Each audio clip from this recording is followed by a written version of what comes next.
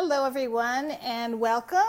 This video is going to be about energy blockages and imbalances in our animal companions and in us. And you know, one of the things that I want to share is that we are energetic beings, and we have electrical systems. And I like to think about the bodies of our animal companions and our bodies like electrical systems. We can kind of compare them to the wiring in our house, our electrical systems. So if you think about the way your house is, if you plugged too many sockets into one outlet, you could blow a circuit. And the same thing happens within our energy field and those of our animal companions. And I'm really talking today mostly about the energetic blockages and imbalances in our animal companions, but it's very similar between human and animal. So when you think about it, I often use the term our circuits are blown or their circuits are blown. It just means that some kind of thing that has happened to your animal companion in the course of day-to-day life over the years has triggered, you know, a circuit to be blown. So really, as energy workers, we can go back in and flick those circuits back on, so to speak, so that our animal companions don't have the imbalances and blockages that can affect them. So I'm going to talk a little bit about it. I salvaged my note. I made myself a few short notes to talk about today. And just as I was putting the video together, my little Yorkie puppy, who's 2 pounds, Pixie Rose, took off with the list. But I got it back. We have got the list. So when something happens in the life of one of your animal companions, whether it's on the physical, emotional, mental, or spiritual level, it can have, like I mentioned, it can create an imbalance for them. It can create a blockage. So what happens is, as life goes on, those things can start to sort of fester, if you will, if we don't clear them out. And they can seem to get bigger. They can start to create more issues, and you know, they basically impact our animal companions long term if we don't release them.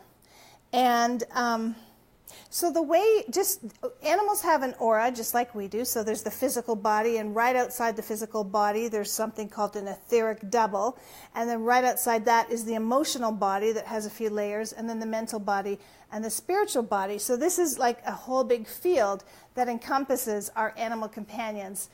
And so basically what happens is, if an imbalance happens, let's just say something triggers them emotionally, and it happens out here. I'll kind of come closer so you can see it, but out here in the emotional body, and we don't leave it. As it festers, it starts to slowly work its way into the physical, and it can actually manifest as a physical problem, as illness, disease, imbalance of some sort. So I really, any of these things really impact us negatively whenever we have any of these things. And it's important to know that every being is so unique and is so impacted by things differently than another being would be. For example, you could have 4 dogs in a room, and like a bookcase could fall over, and it could completely, you know, unglue one of your dogs, energetically speaking, and maybe have no long-term lasting impact on another. So, we can't, as humans, we can't really judge or know what imbalances are going to affect, you know, which animals. We might think, oh, they have a perfect life, but even just living in an unnatural environment, like some cats are permanently indoor cats, especially where I live, where there's so many predators, and some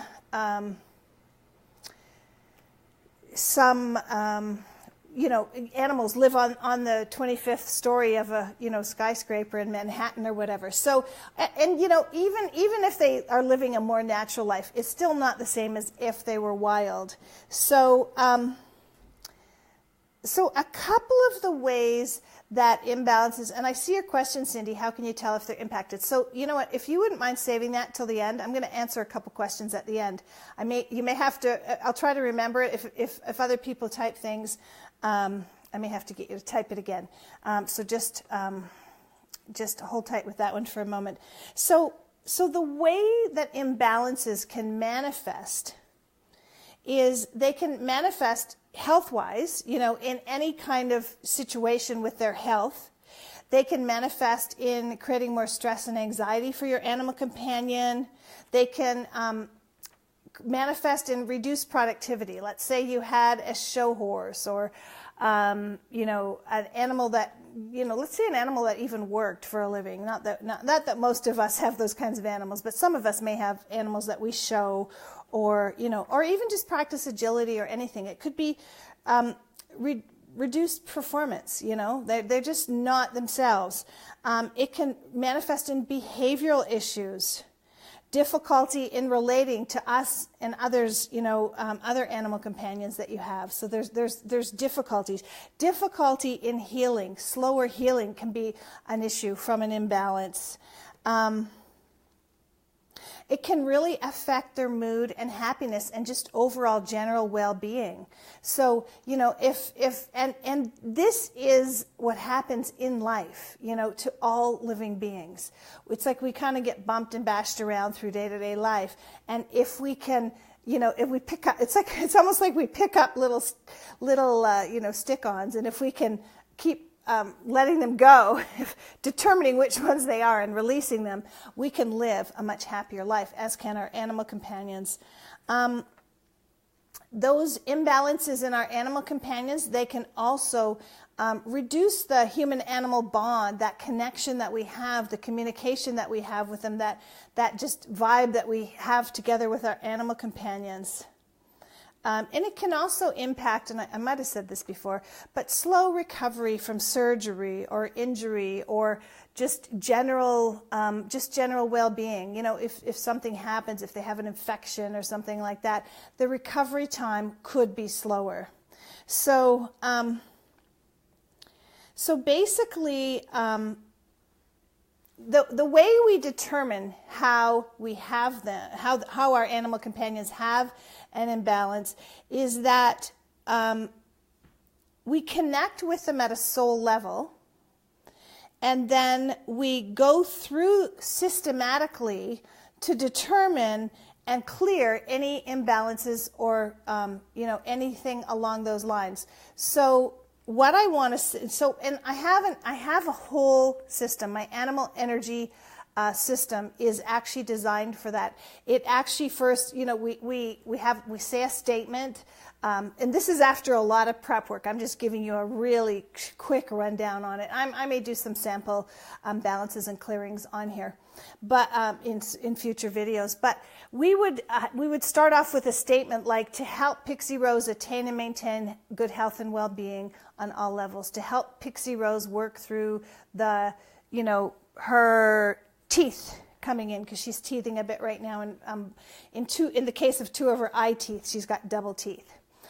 In an elegant, positive way, and then I would test her, and I would say, it's in my best interest to work with the physical, emotional, and emotional would come up, and then in the emotional section, there's a huge array of assortment of things that I would see based on soul level which one her energy field resonates with, which one is what she's got going on in her energy field, and then I would clear that for her, and then I would go on to find the next one, and the next one might be something on the physical level. It's a fairly in-depth system for systematically going through the energy field of any living being, determining any blockages and imbalances, and then releasing them. I just see that my sorry about the light behind me. My clerestory windows are in front of me, but the sun is coming down. I'm in Arizona, and it's shining on that wall behind me, so I hope that's not hard to look at. I didn't think of that. I was thinking of light in front of my face. Let me just see. Leo said, my dog just passed and the other dog has been so sad. What can we do, please? Keeping ourselves active. doing a clearing would be so, so important.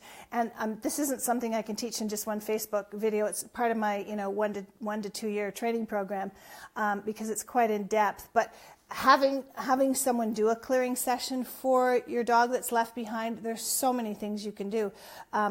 Flower essence are fabulous. All of the things you're doing, playing, all of that. Flower essences are phenomenal. For grief, I truly love Rescue Remedy, or specifically Star of Bethlehem, but Rescue Remedy works well because it contains Star of Bethlehem. And there's a homeopathic that works really well. It's called Ignatia 30C, and you would just put a pellet in the water bowl, once a day for 10 days or something like that. You don't want to do more than 10 doses of one potency of a homeopathic within a 30-day period. But anyways, those are some things that you can do. So the way we do it is, if we can learn to get ourselves, and anyone can do this, it takes no special skill to do this other than learning the system. And the way I put my system together was I trained with it in a ton of modalities over many, many years. My system is kind of what many would call in the old days a kinesiology system. I trained in educational kinesiology, nutritional kinesiology, body alignment technique, and so many other things. And then I put pieces of all of those together, and I brought it together. Like when I, in one of my systems, not the system I teach, but in one of the systems, the list of emotions was 10,000 emotions.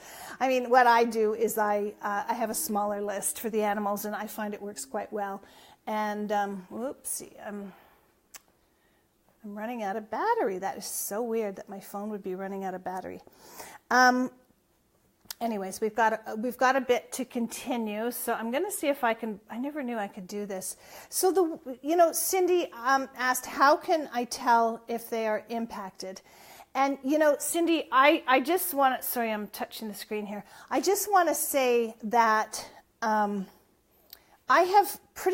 don't think I've ever worked on any living being that didn't have some kind of number of blockages and imbalances that were needed to be cleared. It's basically something you could work on daily for yourself. My system that I use, the animal energy system, it's actually a self-healing system that you can actually do sessions on yourself, but you can do sessions on any other living being. You can do sessions on the wild animals. I'm right on this. Some of you have seen my view here. There's coyotes out there. There's bobcats. There's owls. There's eagles. There's, you name it, bunnies, roadrunners. I have a roadrunner who comes for a drink at my bird bath every day. Doves. So, anyways, you can work on any living being with the system. And I've never done a session on any being, including myself, at any given time where there aren't a number of things to clear. And normally, as many things will clear as if I say, okay, I have half an hour to do a session here, I'll have a half an hour worth of clearing. And then when I go back, if I have an hour worth of clearing will come up. So one of the things I want to share is when you actually tune into the animals and do this work with them, when you start to clear things for them, this is another important thing, that the items that come up for animals can be their own emotional and their own emotional issues. They can be emotional issues from humans, namely us, their caregivers, but sometimes others, guests in the house, that they have absorbed as part of their healing capacity. They are huge healers for the world, the universe. They're some of the biggest healers in the world, and I call them they're like a sponge. They absorb things, so they even absorb illnesses. So sometimes when you're clearing the animal, you'll be clearing out emotional issues that they've absorbed from you or your family. They'll also be clearing out physical things like illnesses that they have absorbed. And I've worked with many animals that have absorbed physical scenarios. I've worked with one woman in Italy decades ago, and she had a session with me, and she was a flight attendant. And when she was flying, her mother was looking after her dog, and her little niece had come over for a 2-week vacation after her chemotherapy for her brain tumor. And at the end of the 2 weeks, the niece was in complete remission and clear, and the dog who her mother was looking after was a Cocker Spaniel, had developed a brain tumor. And there was no coincidence. I have goosebumps running up and down my body right now. There's no coincidence there. So it's really important for us to know. And she was able to work, I worked with her on it, and the dog had surgery and was very successful. But I've had golden retrievers absorb leukemia. And when the golden retriever died of leukemia, they came to me after the fact. The little boy in the house who was 2 developed leukemia. So they very often, when I used to show horses, a good friend of mine, Betty Ann, she had liver issues, not from drinking, but she basically had cirrhosis of the liver, and she'd only had 1 glass of champagne in her entire life at a wedding. And what happened was her horse was sick, and she kept going to vet and, trying to figure out what was going on. And one day she phones me and goes, "Guess what it is?" And I'm like, "What?" And she goes, "It's her liver." And it was like, again, goosebumps running up and down my body. We share so much. Our energy fields are intertwined with our animal companions when we're riding our horses or sleeping with our dogs or having our dogs up on our lap or, that kind of a thing. So miracles have and can happen when we work with our animal companions on this level. It can be so healing. I mean, I even work with them to help them have a better transition when it is time for the death and dying process, when that is already clearly happening. We can actually make, have the intention and do the healing work to make that process clearer. For them, and we can clear ourselves so that we're better able to. Don't get my dog. My one dog's going near the other, and you just lie down, Carly. Just leave her, and we will have peace on earth till I finish the video. Thanks for the hearts. I love to see the hearts. Okay, we might hear some growling. So a couple of the benefits to this, I think you've already kind of gotten the hang of what a lot of the benefits are, but I've had miraculous things happen. I've had people tell me that their vets just said it's impossible that your animal is healed from whatever it is. I'm not saying I did it, but the fact that we cleared the system based on the animal's higher self, I was just the conduit for it, but we cleared the animal's field based on the higher self, the soul of that animal, and we all have that innate healing ability. So in my animal energy system, we're tapping in to that innate healing ability, and we're allowing to clear. So I've had things like cats who are urinating inappropriately, stop urinating cold turkey.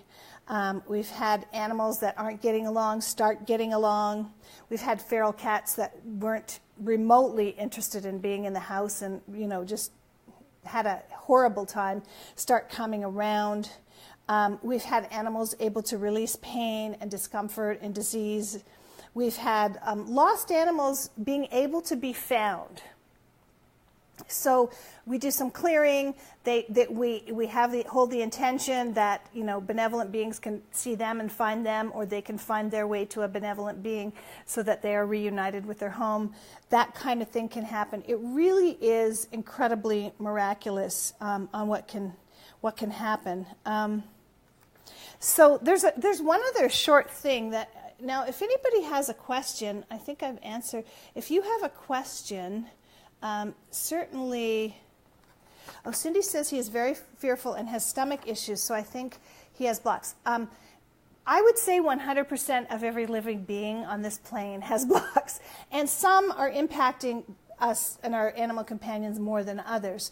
But, my system, my system is related, the emotional system I use is related to the meridians.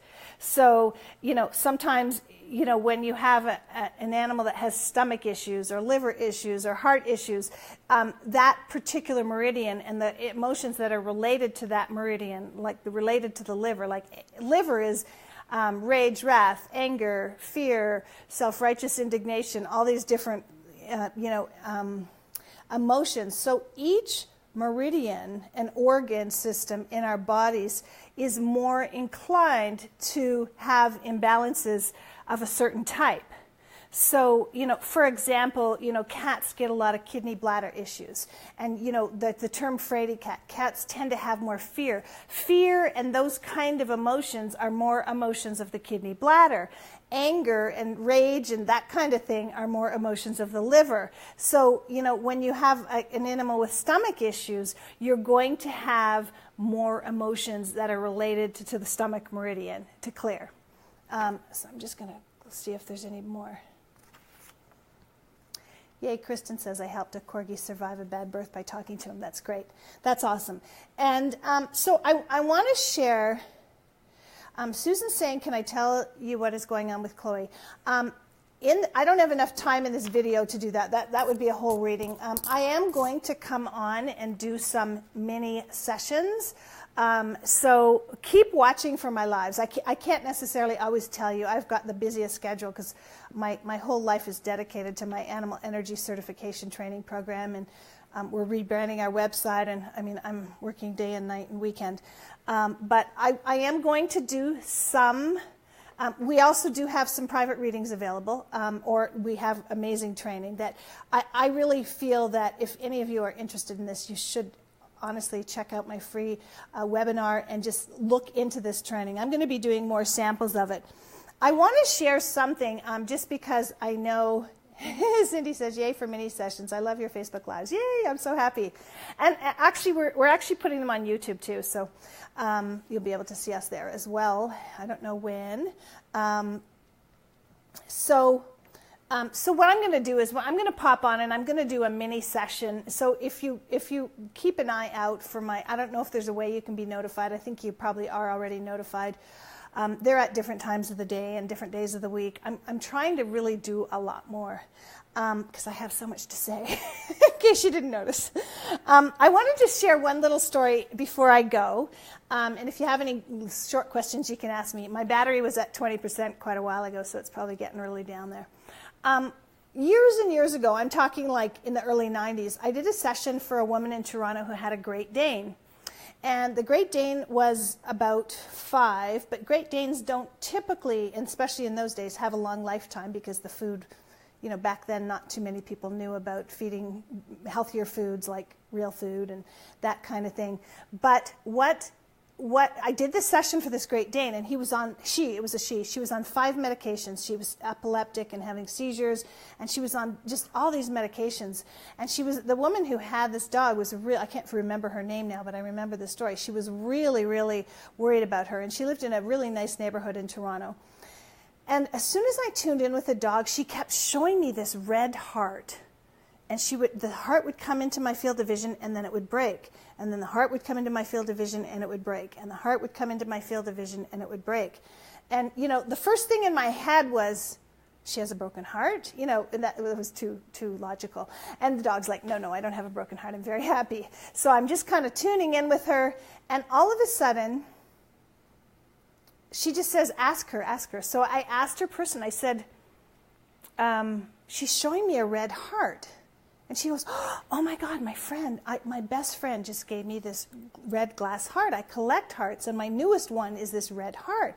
And I'm like, by any chance did it break? And she said, no. And I said, well, is it anywhere near where the dog hangs out? And she's like, no, it's not. And she said, actually, because she's such a huge dog, she's kind of kept out of the living room. I don't know, they had French doors or whatever. And she said, I keep my heart collection in there because she's, a Great Dane, and she could clear off china cabinets and whatever. So the dog's like, no, it's not that heart. It's not that heart. And the dog goes, ask her about my collar. So I say to the woman, like, what? Tell me about her collar. What's her collar like? What does it look like? Because she wants to know. And as I'm talking to her about the collar, she goes, oh my God, she's looking at the collar. She goes, she's got a red heart on her collar. It's her rabies vaccine tag. And what the dog was trying to tell me indirectly was that the vaccinations were causing she'd been over-vaccinated. Those were the years when they vaccinated every year. And, I'm not a vet, so I can't tell you not to vaccinate. But all I would say is I highly recommend you talk to your holistic vet about vaccinations and look into titer testing and that kind of thing if you want a healthier animal. But this dog literally kept showing me this red heart would pop into my field of vision and it would break. It would pop in, break, pop in, break. So, it was really interesting because that was the beginning of the session, and that was one of the things that we cleared. I did a rabies vaccine, RNA, DNA, rabies vaccine damage clearing on her, and we did a bunch of others. We went through my whole system, but I wanted to share that story because it's one that stands out. For some reason, some random stories from 2.5 decades ago in my healing work stand out. Sometimes some from last week don't.